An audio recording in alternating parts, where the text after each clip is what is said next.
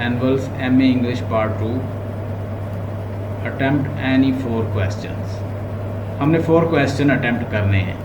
पास paper आपको इसलिए go through करवा रहा हूँ कि एटलीस्ट आपको आइडिया हो जाए कि आप जब एग्ज़ाम में बैठे हों तो कॉन्फिडेंस के साथ बैठे हों कि ये चीज़ें हमने की हैं, हमें कॉन्फिडेंस है कि इन चीज़ों को हमने डिस्कस किया। हमने जिस तरह क्रिटिसिज्म को डिस्कस किया, जिस तरह हमने लिंग्विस्टिक को बिलीव में डिस्कस किया, बहुत सारे स्टूडेंट्स हैं, मैं नाम नहीं लेता, वो किसी और स्टूडेंट और टीचर के पास पढ़ते हैं, यानी मैं उन टीचर्स का नाम नहीं लेने लगा। Teacher are always respected for me, चाहे वो जिस तरह के भी हैं। तो वो मेरे पास अक्सर आते हैं, तो वो हमारे रेमंड विलियम और इस तरह दूसरे क्रिटिसिज्म के वो लेक्चर जो सुनते हैं, तो they are since they have paid fee and no they are bound to join their classes. तो लेकिन वो मुझे बताते रहते हैं कि सर हमने चूँकि हमने यानी दूसरों से ही पढ़ा है, लेकिन we use to listen your lecture, यानी हम ये लेक्चर जो हैं क्रिटिसिज्म के, रेमंड विलियम के और इस तरह के जितने भी क्रिटिसिज्म पे हमने डिलीवर किए, बड़े डिटेल दिए, तो वो सारे यूट्यूब पे पढ़े हैं, तो दे यूज़ टू अप्रिशिएट। और आपने तो माशाल्लाह वो खुद सुने हैं, यानी एक एक चीज़ मुझसे सुनी है, तो बड़ी हेल्प होगी इंशाल्लाह आपकी पेपर में। So let's see. अब यहाँ पे देखें कि explain with reference to the context. मैं अक्सर देखता हूँ कि एक ही वो 3 कोई किताबें लेता है, 3 बुक्स लेता है, छोड़ देता है रेस्ट ऑफ द बुक्स को, कोई 3 पकड़ लेता है। उन तीनों में से वो बाज़ औक़ात क्या करता है, वो तीनों में से कहता है कि उससे दे देता है, यानी उसके 5 के 5 ही वो तीनों के से पूरे कर देता है, 2-2 ले लेता है। बात समझ आई कि एक एक बुक से वो 2-2 रेफरेंस टू द कॉन्टेक्स्ट उठा लेता है, तो फिर क्या बनेगा, यानी बाज़ औक़ात वो करता है कि एक एक बुक से ले लेता है, हर किताब से एक एक उठा लेता है। तो ये totally it depends upon university, how university is going to deal with all this situation. हमारी तैयारी इतनी होनी चाहिए कि हमारे पास जो भी आ जाए एटलीस्ट हमें पता होना चाहिए कि ये कोई कॉन्वर्सेशन हमने पढ़ी है, ताकि उसका reference to the context at least वहाँ पे लिखें तो उसे पता चले यार इसने कुछ पढ़ा तो है, वो आपको कोई मार्क्स दे दे। अब यहाँ पे देखें, You need not bother. I saw the pistol Lovborg had when they found him. I recognized it once from the yesterday and the occasion, another occasion. अब ये जो सिचुएशन है, ये लास्ट सीन की सिचुएशन है। यहाँ पे जज ब्राक जो है उसके साथ सीधा हो गया और उसे क्या कर रहा है, उसको ब्लैकमेल कर रहा है। किसने पढ़ा, किसने पढ़ा मुझसे ये?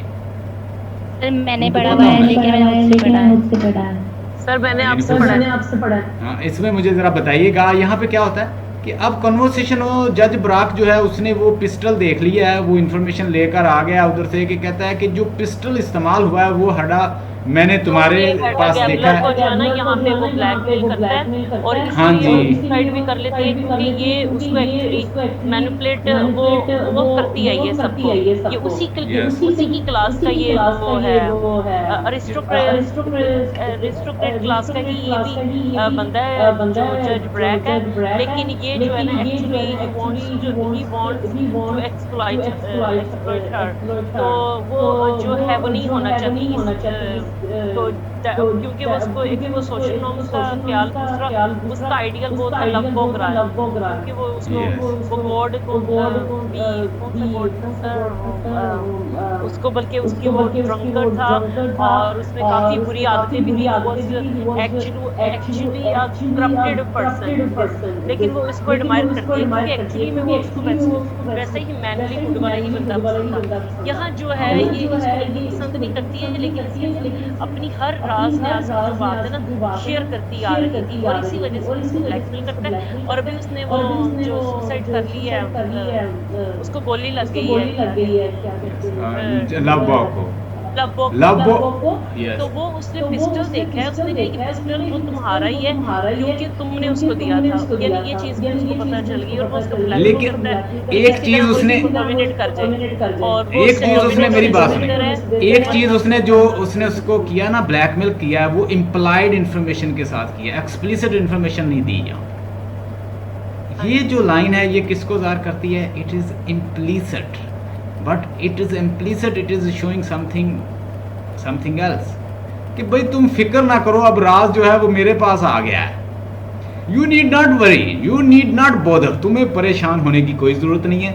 आई सॉ द पिस्टल, मैंने वो पिस्टल देख लिया है। लवबॉग हैड, जो लवबॉग के पास था जब वो उसने यानी अपने आप को सुसाइड किया है, had when they found him, जब उन्होंने यानी पुलिस ने उसे फाउंड किया, जब उसे वो मिला है तो किस वो पिस्टल के साथ मिला है। I recognize it at once, और मैंने फ़ौरन पहचान लिया, कोई सारा दिन तो वो हेडा के पास रहता है, हेडा की सारे राज जानता है। And from yesterday and other occasions, कहता है यस्टरडे और अदर ओकेजन्स, कहता तुम्हें परेशान नहीं होना चाहिए, और मैं सारी सिचुएशन समझ गया हूँ, मैंने वो भी देख लिया है। अब इनडायरेक्टली वो क्या कह रहा है कि भाई अब राज तुम्हारा मेरे पास आ गया है, अब तुम जैसे जैसे मैं तुम्हें कहूँ वैसे करती जाओ। But she is not gonna be manipulative, she is not gonna to be being manipulated by this person.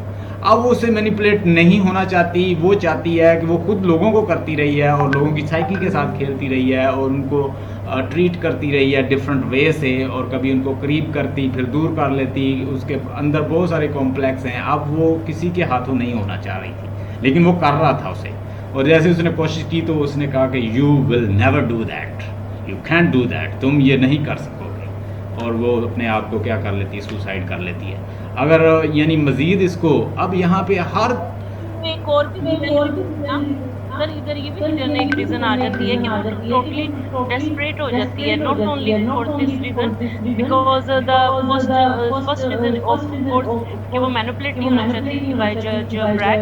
The second is that sir Tesman भी उसके साथ, बेशक वो इसका हस्बैंड था, लेकिन उसका वो जो फेमिनेटिव जो करेक्टर है, यानी औरतों में पल्ला बढ़ा उसकी अपब्रिंगिंग हुई है, तो इसको she does not actually like this kind of person. वो लव जैसा मैनलीहुड पसंद करती थी, और जब वो देखती है तो वो गोली लग गई है, और टेस्ट में मिसेस एल्विस के साथ मिलके अपना मैन्युस्क्रिप्ट जो लव बॉग का है उसको रीअरेंज कर रहा है।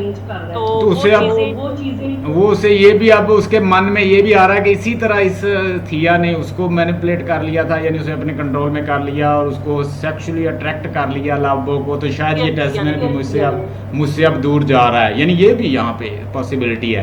यहाँ पे आप मज़ीद भी इसको हम अगर खींचना चाहें तो ये बता सकते हैं कि उसकी जितनी भी उसकी हीरोइन होती हैं, प्रोटैगनिस्ट होती है, स्पेशली हमारा राइटर हेनरिक एब्सन जो है एक फेमिनिस्ट राइटर था, तो वो फीमेल को बड़ा रेवोल्यूशनरी दिखाता है in the form of the Nora, in the form of the Hedda Gabler, तो या उसकी कोई और उसकी प्रोटैगनिस्ट है, तो they are giving reaction predefined notions, जो प्री डिफाइंड नोशंस हैं, कंसेप्ट हैं, या जितने भी आइडियाज़ हैं उनको ब्रेक करती हुई नज़र आती हैं।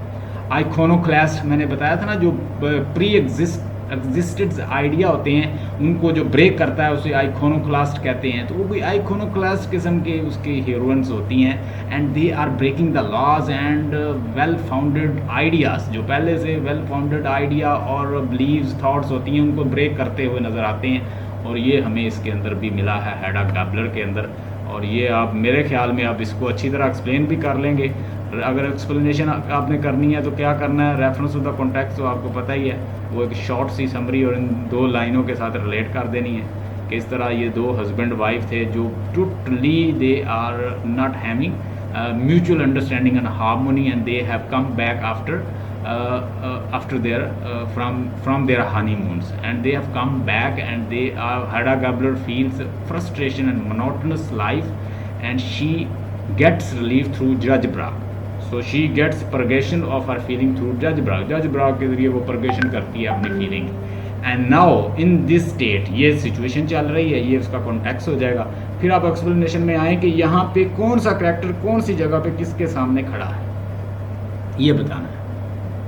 लास्ट जो है इसका वो एक्ट चल रहा है, उसके अंदर ये सीन चल रहा है, लवबर्ग ने अपने आप को सुसाइड कर लिया है और जज ब्राक जो है उसे मैनिपुलेट करने की कोशिश कर रहा है, और हेडा गैबलर जो है एक दूसरे के सामने है, जबकि थिया और टेस्टमैन जो है वो मैन्युस्क्रिप्ट को अरेंज कर चुके हैं, जो कर रहे हैं, जो उसने जला दिया है। अब उसके माइंड में ये थॉट चल रही है कि ये मुझे ब्लैकमेल करेगा और मेरा हस्बैंड जो है वो थिया ले जाएगी और मैं जो बिल्कुल अलोन रह जाऊँगी, और ये सारी थाट्स जो हैं उसके लिए एक बड़ी ख़तरनाक साबित होती हैं। शी किल्ड हरसेल्फ, ये आपने एक्सप्लेनेशन देनी है, तो इन चीज़ों को अपने माइंड में रखना है एक्सप्लेन करते हुए।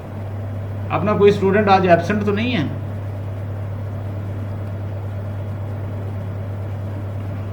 देखें जो स्टूडेंट अब जिन्होंने आज अटेंड नहीं किया तो वो ये सारे आइडियाज से तो महरूम रह गए हैं। अब ये चीज़ें शीला, उनको पता मरियम, साइमा नहीं है। हाँ देखें अब वो अगर लेती आज तो ये कितना इन्फॉर्मेटिव लेक्चर होता उनके लिए। They could have learn lot of things. चलो मैं ये अपलोड करके ना तुम्हें बता दीजिएगा, ये सुने ज़रूर, उनको फ़ायदा हो जाएगा। You must try to understand things have changed, it used to be just the gentry but now there is a new sort of visitor who to come here the in summer. हाँ जी, ये भी हमने लोपाकिन बात कर रहा है कि पहले तो कोई और ख़रीद रहा था ना, अब कोई और आया है बड़ा अच्छा जो है वो पे करने वाला आया है, तो आप इसको ज़रूर मिलो। अब बहुत सारी चीज़ें जो हैं वो चेंज हो चुकी हैं, बहुत सारी बदल चुकी हैं। अब इंग्लैंड में मैंने बताया था जो अलेक्जेंडर टू है उसने क्या किया है, पहली तो बात ये है कि उसने मिडिल क्लास को, जो वर्किंग क्लास है उसको उठाना चाहा है, वर्किंग क्लास जो है उसे उठाना चाहा है। और उसने क्या किया है, बहुत जितने भी अरिस्टोक्रेटिक ड्यूक वगैरह जिनकी बहुत प्रॉपर्टी उनके ऊपर टैक्सेस लगा दिए। अब वो काम करने के आदी नहीं है, वो उनकी प्रॉपर्टीज़ जो है वो आ रही हैं किसके, गवर्नमेंट की तहवील में, मॉर्टगेज, और उनके ऊपर टैक्सेस बहुत ज़्यादा इम्पोज कर दिए गए। अब वर्किंग क्लास जो है नीचे से उठ के खड़ी हो गई है। जो कभी सर्फ हुआ करते थे, सर्फ कौन थे? सर्फ थे बॉन्डेड वर्कर। जो बॉन्डेड हैं, जो यानी एक जनरेशन से दूसरी तीसरी चौथी जनरेशन तक कहीं वर्क कर ही रहे हैं बेचारे। वो इवन के जो उसके अंदर एक फ़र्ज़ का करैक्टर है, फ़र्ज़ का इस तरह का एक करैक्टर है फ़र्ज़। अब ये जो फ़र्ज़ करैक्टर है ये क्या रहना चाहता है? ये जस्ट वर्कर रहना चाहता है, फ्लैट करैक्टर, फ्लैट करैक्टर है, इसने कोई लर्न नहीं किया। और इसमें क्या क्या मैं कहता हूँ कि कितने इसमें तो बहुत ज़्यादा फ्लैट करैक्टर आपको मिलेंगे। अब लोपाकिन जो है ये क्या था पहले और ये क्या बन गया, इसने लर्न किया है, ठीक है, ये एक लर्नर है। और उसके बाद और करैक्टर मैं जो मेरे एक फ़र्ज़ वाला ये भी फ्लैट है। और मैं कहता हूँ जो प्रोटैगनिस्ट है इसकी वो भी फ्लैट ही है, उसने कुछ लर्न नहीं किया, कोई चेंजिंग उसके अंदर नहीं आई और वो वैसी की वैसी है। वो मतलब जो भी काम उसके सामने चल रहे हैं वो कुछ नहीं कर रही, वो बस के और जो है एंजॉयमेंट कर रही है। वो बड़ी इंडिफरेंट सा करैक्टर है इस तरह के, यानी एक जैसे होती है खुद ऐसे लगता है जैसे कॉमेडी है, तो कॉमेडी ही ऐसे लगता है जैसे ट्रेजिडी को ज़्यादा हवा दे रही है।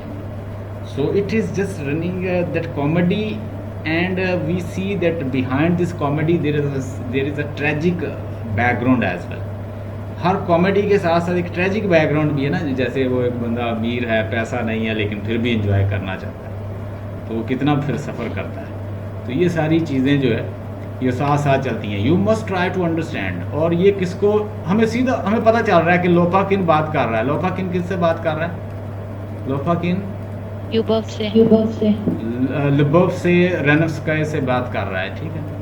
रेनस्काय जो है उससे बात हो रही है लोपाकिन की। लोपाकिन उससे बता रहा है कि चेंजेस बहुत आ चुकी हैं और हमें क्या करना चाहिए। पहले उसने जो मशवरा दिया था कि हमें कट डाउन करके कॉटेज बना लेने चाहिए, छोटे छोटे यहाँ पे फ्लैट्स बना लें और फिर हम उनको क्या रेंट पे दें और उससे अच्छी खासी आमदनी आएगी और हम इस तरह इसका जो मॉर्टगेज है अदा कर लेंगे और इसे बचा लेंगे। और वो क्यों इस तरह की दे रहा है? क्योंकि वो खुद एक ट्रेडमैन बन गया है और बहुत अच्छा ट्रेडर है और बहुत बड़ा कामयाब है और उसे दे रहा है मशवरा, लेकिन वो नहीं मानती। तो इसका भी आप रेफरेंस टू द कॉन्टेक्स्ट जो है वो हर एक का तकरीबन सेम ही बन जाएगा, कॉन्टेक्स्ट और उसके बाद एक्सप्लेनेशन कर लेना। What you want to explain, you are fully in the line with the holy congregation's decree of 1660. You cannot lie faulted. अब कहता है कि तुम होली कांग्रीगेशन के सामने हो, यहाँ पे जवाब दो और तुम यहाँ झूठ भी नहीं बोल सकते। अब ये कौन खड़ा है और किसके सामने खड़ा है? अब जो इनक्विजिटर्स हैं और वो जितने भी हैं होली चर्चमैन है, कहता है कि तुम अब इनके सामने हो। होली चर्चमैन के जो चर्च की अथॉरिटी है वो किसको खड़ा किए हुए है? गैलीलियो को। और गैलीलियो को क्या कह रहे हैं कि भाई तुम अब इनके सामने हो, अब तुम यहाँ झूठ भी नहीं बोल सकते, सच बताओ क्या मामला है। अब गैलीलियो गैलीली जो है ये कुछ कर चुका है, कोई ये साबित कर चुका है कि पहले तो उनका बिलीव था, जैसे मैंने आपको पहले बताया था कि उनका बिलीव था कि जो ज़मीन है हमारे लॉर्ड हमारे गॉड ने इसको फिक्स कर दिया और ये अपनी जगह से नहीं हिलती। ये मिडिवल भी बिलीव यही रहा है, ठीक है।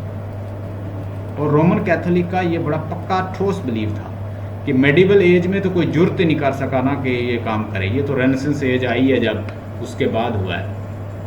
रेनेसेंस एज का स्टार्ट किस तरह हुआ है कि इटली में 1453 में एक रेवोल्यूशन आया था। रेवोल्यूशन मीन के टर्की ने हमला किया। टर्की हमला करता है 1453 में किसके ऊपर? कॉन्स्टेंटिनोपल पे। ये कौन से बेजेंटाइन एम्पायर थी एक, और उसको पूरे यूरोप की बैक हासिल थी, ठीक है। इसके ऊपर टर्की जो कहते हैं ना, टर्की ने ये आज जो आपके सामने अनातोलिया है या वो इस्तंबुल बना हुआ है, तो ये कभी बेजेंटाइन एम्पायर हुआ करती थी। अगर हम पढ़ते हैं ना तो जहाँ पे आज टर्की है ना, यहाँ पे रोमन रहा करते थे पहले। ये टर्की के जो इलाके आजकल आपको मिलते हैं ना, इसमें रोमन कभी रहा करते थे। ये तो फिर बदल गए इलाके, अब ये टर्की बन गया। अब देखिए ये इनके अबाव जदादी जो थे ये रोमन हुआ करते थे यहाँ। अब टर्की ने इसके ऊपर हमला किया, कॉन्स्टेंटिनोपल का फाल हुआ। जब यहाँ से फाल हुआ तो ये सारे जो हैं ये बिखर जाते हैं, यहाँ के जितने भी राइटर थे ना। कोई जर्मनी चला गया, कोई इटली चला गया, ठीक है, कोई इटली पास था वहाँ चला गया, कोई यूरोप चला गया दूसरे कंट्रीज़ में जैसे इंग्लैंड वगैरह में। तो फिर ये सारे थिंकर, इंटेलेक्चुअल और पोएट जो है सारे बिखर जाते हैं, और इनके पास मैन्युस्क्रिप्ट थे। एरिस्टोटल, प्लेटो, होरेस, लॉन्जाइनस, बड़े बड़े जो राइटर्स थे, इनकी इंटरप्रिटेशंस, और सिसरो, प्लेटो, एरिस्टोटल, विर्जिल, होमर, इन सब के मैन्युस्क्रिप्ट इनके पास मौजूद थे। इन्होंने फिर री इंटरप्रेट किया, उसको रीजुवनेट किया, रीजनरेट किया, उस एंटीक नॉलेज को दोबारा रिवाइव किया। तो इस तरह उसमें बहुत सारा रिवाइवल आया।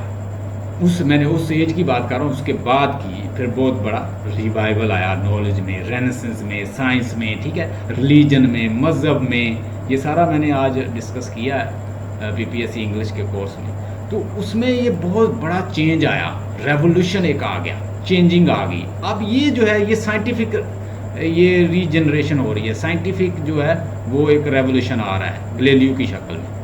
अब जो होली चर्च है उसकी जो बनाया हुआ प्री कंसीव्ड और प्री एस्टेब्लिश नोशन है बाइबल का, वो टूट रहा है यहाँ पे।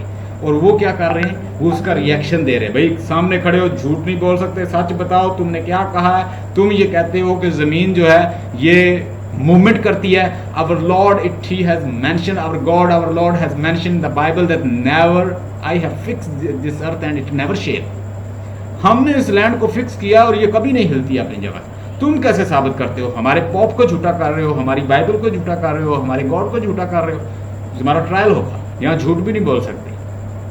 तो वो उसका ट्रायल कर रहे हैं। दिस इज, इसको भी आप कर सकते हैं, एक्सप्लेनेशन दे देना मेरे जो मैंने दी है सारी explanation. Is there anything I can do? That is what I ask myself. To cheer them up, I have given them bones, I have talked to them about this and that, I have explained the twilight admittedly. हाँ Fozia, I hope you have learned it from me and I am still remembering when I taught you this scene.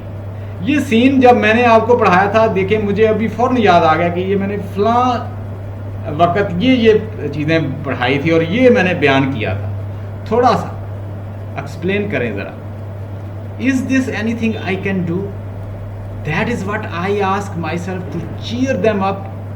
I have given them bones. I have talked to them about this and that. I have explained the twilight admittedly. कौन किससे बात कर रहा है, क्या चल रही है, ज़रा बताइएगा, फिर मैं आपको बताता हूँ कि नहीं पता। Fozia, are you over here?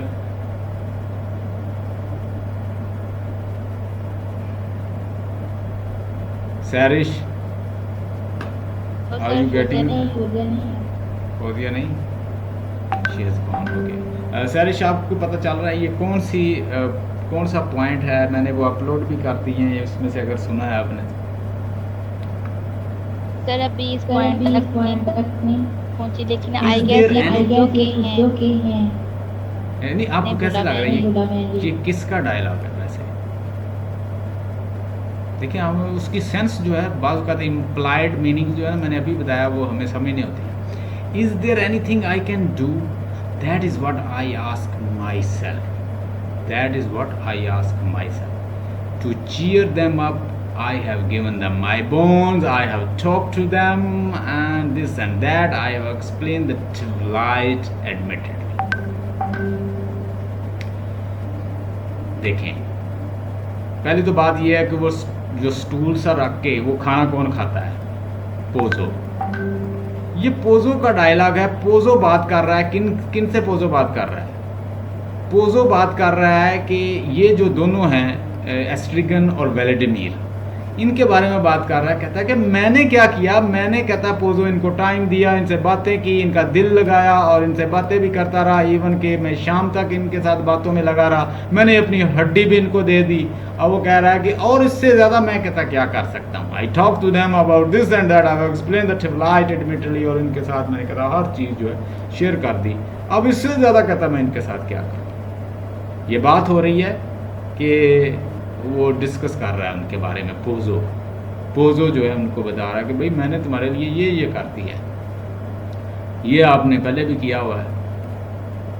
अब नीचे आ जाएं। The demons in the Hades want to influence one, but when it happens she disposes him।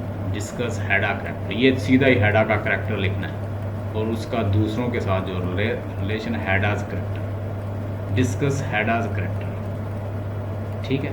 और उसका रिलेशन लव बॉ के साथ आपने लिखना है। जज ब्राक के साथ जब वो अटैच हो जाती है उससे भी दौड़ती है, ठीक है। थिया के साथ कैसे डील करती है, आंट जोजो के साथ कैसे डील करती है, ठीक है।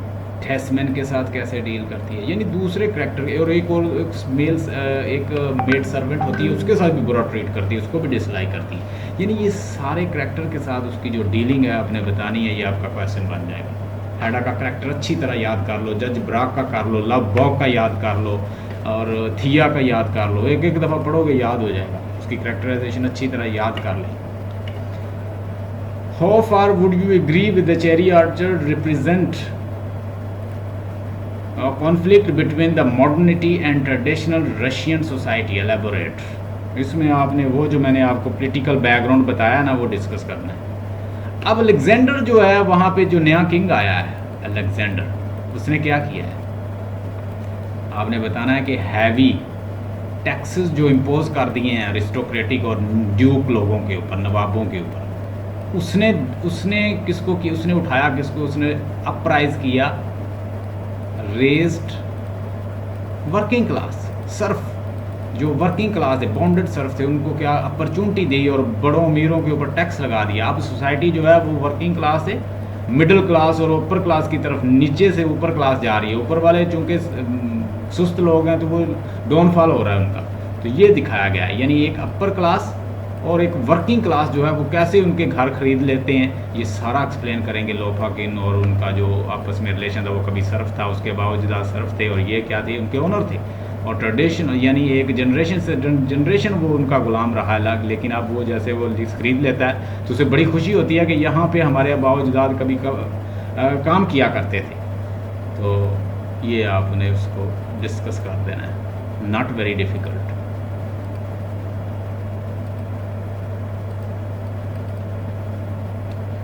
आगे देखें, what is the dramatic significance of the little games the character play in Waiting for Godot? Elaborate your answer citing example from the play। significant little games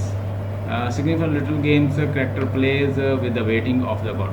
अच्छा, वो अजीबोगरीब किस्म की एक ड्रामेटिक सिग्निफिकेंस है उनकी, जो लिटिल गेम खेलते हैं। वो गेम्स क्या खेलते हैं गेम, अच्छा तुम ऐसा करो, कहता है कि तुम जो है, वो कहता है कि तुम खुदकुशी करो। वो कहता है कि तुम्हारा वज़न कम है और मेरा वज़न, अगर मैंने कर ली खुदकुशी तो फिर तुम तनहा रह जाओगे। वो इस तरह की हर बात के ऊपर वो छोटी सी ट्रिवियल जो है वो गेम एक दूसरे के साथ खेलते हैं, कभी वो लड़ने लग जाते हैं, कभी वो क्या करते हैं अपनी कैप उतारते हैं उसको देखते रहते हैं, कभी वो जूता, और हर सेंटेंस के बाद क्या कहते हैं, nothing, nothing can be done. तो ये ओवरऑल जो पूरा ये प्ले है ये किस चीज़ को रिप्रेजेंट करता है, मीनिंगलेस को, अब्सर्ड लाइफ को। तो जो लिटिल गेम्स वो खेलते हैं इस तरह की, कभी वो हाइड एंड सीक खेलते हैं, कभी वो सो जाते हैं, कभी वो उठ पड़ते हैं, कभी सामान उठा लेते हैं, कभी वो क्या कर रहे हैं एक दूसरे को खुदकुशी करने की कोशिश कर रहे हैं, एक वो रस्सी का इंतज़ाम कर रहे हैं, वो नहीं होता, अगर हो जाता है वो कहता है कि तुम यार खुदकुशी करोगे तो मैं खुदकुशी करूँगा, तुम अकेले रह जाओगे, मैं ऐसा नहीं करूँगा। So these are all trivial games they are playing with each other. तो इन सब को एक दफ़ा पढ़ेंगे तो ये भी आपको याद हो जाएगा। आगे, मैन आर नॉट इनेटली होता है नेचर, इंस्टिंक्टिवली, जबिल्ली तौर पर, violent, but are driven to react violently when they feel trapped within the traditional and inhuman political systems of when they are too frightened, admit the possibility of change, comment the statement in the light of the play The Sea, Edward Bond। कहता है जी इंसान जबिल्ली तौर पर वॉलेंट नहीं होता, लेकिन उसके ऊपर हालात कुछ ऐसे बना दिए जाते हैं कि वो क्या आ जाता है, react to the violent when they are feel trapped within the, ये ट्रेडिशनल है शायद, traditional and inhuman political system when they are too frightened admit the possibility of the change। अब इसके अंदर हमने ये देखना है कि इंसान जो है जिबिल्ली तौर पर ऐसा नहीं होता, लेकिन उसका एटमॉस्फेयर, उसकी ट्रेडिशन, ठीक है, उसके लोग, उसकी कम्युनिटी उसको एक मीनिंग देती है, ठीक है। इंसान हम यहाँ पर कैरेक्टर ऑफ हैच कर सकते हैं, हैच भी कर सकते हैं आप। यहाँ पे मिस्टर एवन का कैरेक्टर भी डिस्कस करेंगे कि वो भी तो माहौल ने उसको ऐसा बनाया, लेकिन वो बड़ा इंटेलेक्चुअल है, यानी इंसान उसे फूल समझते हैं सारे कि वो ड्रंकर्ड है, फूल है, लेकिन बट इज़ वेरी इंटेलेक्चुअल। तो इंसान को कम्युनिटी, उसकी सोसाइटी, उसकी ट्रेडिशन, उसका कल्चर, उसके लोग जो हैं उसको ऐसा बुरा अच्छा बना देते हैं। इंसान जबिल्ली तौर पर सारे ही लव करने वाले होते हैं, वायलेंट नहीं होते, but overall system and the political system they made him so, and the people you know they do not like the people, they have a different point of view. और हम लोग भी ऐसे हैं ओवरऑल के, हम चूँकि हमारी एक फॉर्मेशन हो जाती है आइडियाज़ की, तो हम नए आइडियाज़ को डॉगमेटिक कितने हो जाते हैं, we do not accept new idea, new thought, कोई न्यू लेकर आए तो हम उसके खिलाफ हो जाते हैं, डिसलाइक करते हैं, उसके साथ लड़ने तक दौड़ आते हैं, उसे मारने तक जाते हैं अगर वो आइडिया ही आपसे डिफरेंट रखता है। तो ये माहौल सारा ऐसा बनाता है। Write a critical note on the following, the opening scene of the sea, वही है जब वो डूब रहा होता है, विल्ली जो है, दोनों एक सी एक्सपीडिशन पर गए हैं, विल्ली और विल्ली बाहर निकल आता है, लेकिन हम देखते हैं कि जो कॉलन है, जो उसका फ्रेंड कॉलन है, वो डूब जाता है।